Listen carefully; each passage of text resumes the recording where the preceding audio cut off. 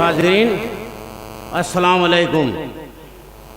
मौलाना हज़रत मोहानी फाउंडेशन के कन्वेनर और इस मौलाना हज़रत मोहानी की सरज़मीन की मिट्टी के एक बेटे की हैसियत से मैं आप सभी का खैर मकदम और इस्तकबाल करता हूँ।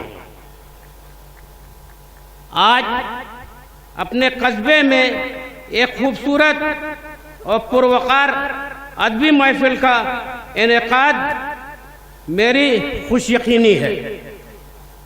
मैं ज़ाती तौर पर तमाम शुरा और अपने मेहमानान और खुसूसी तौर पर हमारे बुज़ुर्ग, हमारे चचा आली जनाब अनवार अहमद साहब